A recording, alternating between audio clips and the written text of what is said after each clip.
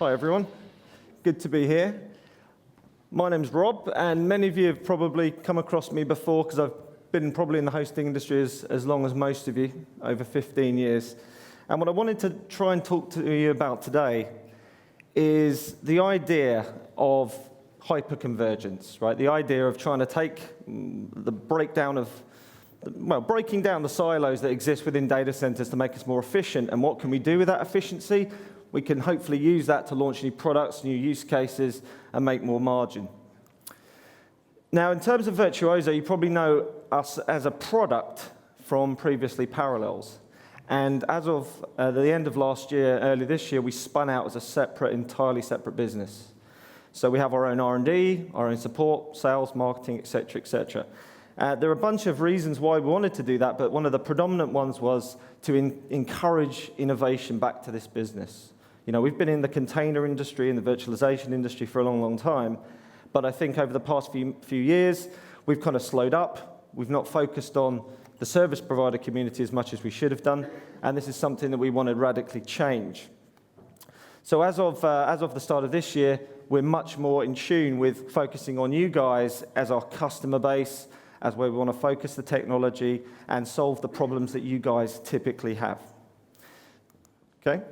Now, if I encapsulate Virtuozzo's vision, it's not about just a virtualization product, right? It's about really bringing together a bunch of different workloads that we have in our data center and trying to run those as efficiently as possible.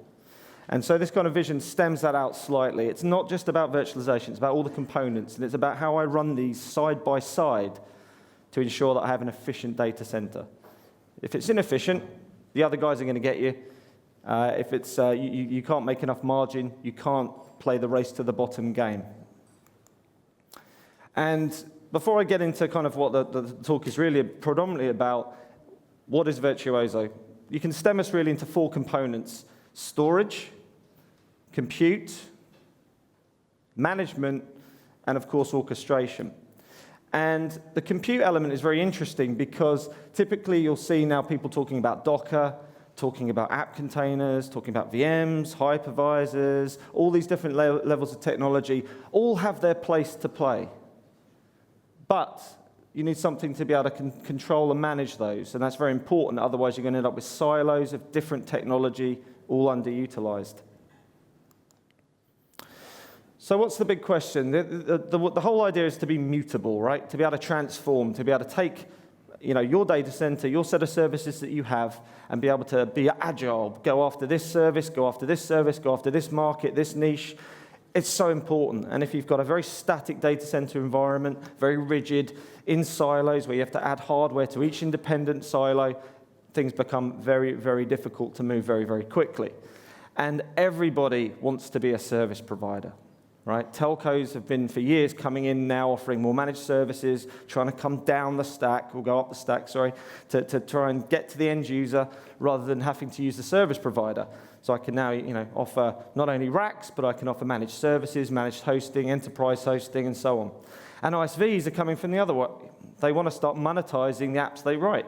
Rather than just selling boxes of software through a distributor, they now want to monetize those, allow e-commerce, allow those things to happen online.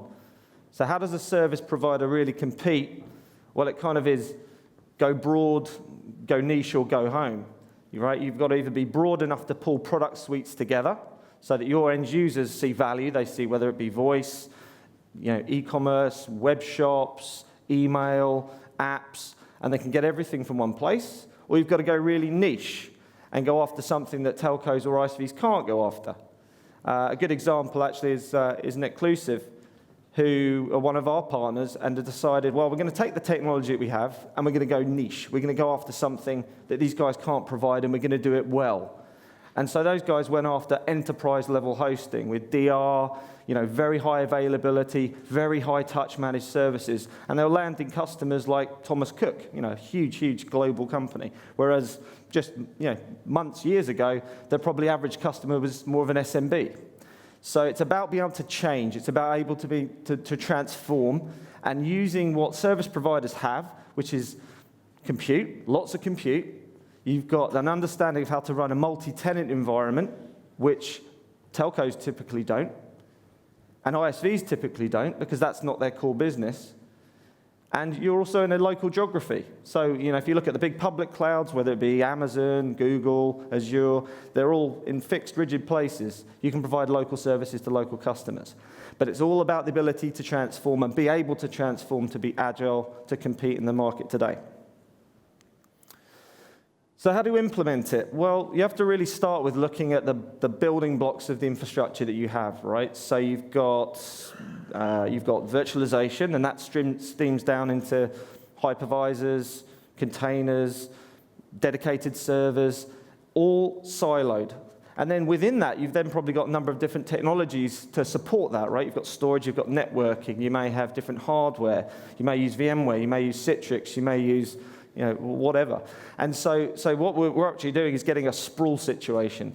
And this is the same kind of thing that happened 15 years ago with, the whole idea of dedicated servers in my environment. If I used virtualization, that helps drive utilization up by giving me more of a consolidated view. But things are going backwards again, and we're starting to end up in a data center with a bunch of technologies that don't communicate together, they require different things together. It doesn't work, it doesn't scale. And to be with the big boys, you have to be able to scale. So what you need is a technology that doesn't see these silos, these building blocks, as separate items. It's able to converge these together in one view, so that I can see compute, I can see networking, and I can see storage, and I can run all of these different workloads on the same pile of tin and the same resources as the others. And this means that I can drive that utilization up. And instead of having, if I have, hypervisor here and containers here and dedicated servers here, and I add one more custom to each, I have to add one extra server to each silo, one bit of storage to each silo. With this, just add one server to the pool, and then divvy that pool up between containers, app containers, Docker, hypervisors, etc. And that's where Virtuozzo wants to drive to. That's where we want to go in the next 12 months. Is pull those workloads together so that you guys can run one pane of glass, see all of the compute together, migrate between them, which is thoroughly important, so that I can find the best and most efficient use of my data center. Hypervisors are good for some things, app containers are good for others, system containers are for others. So there's always going to be a mix. You're not going to be all Docker, all dedicated. There's always going to be a mix. But the ability to transform and move between the two, that's kind of important. And we do that because at the end of the day, we want to maximize the margin we make on services, and we want to minimize the CapEx. This is a CapEx-intensive business. We've either got to raise that CapEx, we pay a huge interest rate, or however we're doing it, but it's expensive. So we want to use all those resources as much as we can. And why do we want to do that? Well, that gives us the ability, as I said, to save money, but it also could free up, basically lost storage and compute and other services that we have running in the data center that we can then launch new products on. So what are the products that we could launch, or to maximize basically the space we have and try and uplift the amount of margin that we can make? Well, one thing that obviously everybody's talking about now, it's kind of a bit container washing, I call it. There's a lot of talk about app containers, right? And app containers are kind of seeing themselves now as a kind of new category in hosting. It's not particularly new, it's just got a new flavor to it, the same as cloud to dedicated. But, with the advent of Docker being very popular, and Bitnami and a number of others, it seems that people are looking at this as an opportunity to save money, but providing an even stronger, more niche solution to their customers and charging more for it. And this is what we're seeing with things like WordPress. 10 years ago, people were giving site builders for free in a web hosting package that would cost you a few bucks a month. Now you'll pay more for a WordPress site, which does much less features than a full web hosting account. You'll pay more for that than you would the hosting plan it was sitting on. So things are kind of reversing around. And app containers is probably the opportunity for most service providers to do exactly the same. And this is build an app catalog which is specifically targeted at specific verticals or specific use cases, which actually you'll end up charging more your customers for and giving them less. So then it's about choosing the technology that underlines how we do this. But more importantly, how do you monetize it? How do you actually make money from this industry? You can either give people the kind of picks and shovels and let them do it themselves, or you guys can prescribe through your control panels or your UI a way for your customers to access an app catalog, to pick the specific application they want, supported, managed, no frills, just does what it says, and you can charge them more for it. What else can you do? Well, you can also look at hybrid cloud, right? So the idea that we start breaking into unfamiliar territory. Hosters typically have never been successful in enterprise, unless you're a big hoster. The majority of service providers, Target, Soho, SMB, that's where the big conglomeration of customers are. But more and more businesses do want to start using the cloud, are using the cloud, but how do we get to this kind of hybrid approach where I can kind of help my customer do both? Move some of the workloads that they're comfortable in moving, still connect the two together with their on-prem solution, but not have to force them to do a wholesale move. And this is a huge industry. This is the VAR industry, basically. This is the MSP industry, which is in the US alone worth about $40 billion.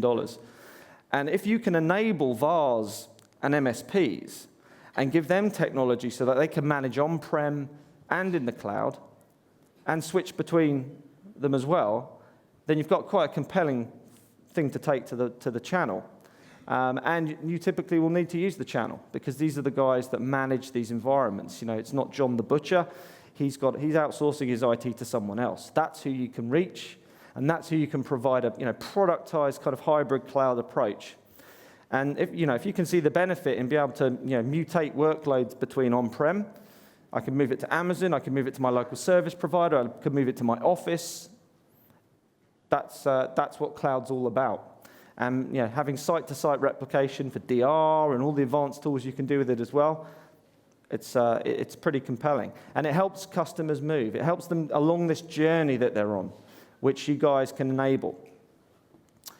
And of course, the ability to do this rests heavily on a single view of the estate. If you can't manage a public cloud, a private cloud, an office, your own service provider cloud, typically from one place. But that's where we want to take you. That's what we want to do, so that you can, no matter what technology you're using, be able to move my workload from Amazon, on-prem, have a bit of both, seamless live migration without investment in any more hardware.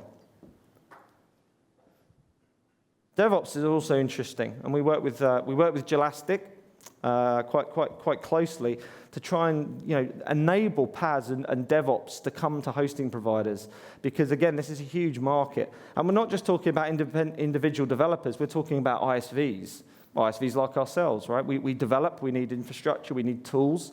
There are 120,000 of us registered in the world, and that's a big target. And each of these ISVs now is developing microservices, web-based applications. So hosting and cloud are perfect platforms for them to go, and they need help with that journey. But the big question is, obviously, we're not talking about every ISV being able to develop a Docker application or a microservice application. We've still got a lot of legacy. We've still got client-server applications, databases, all these kinds of things.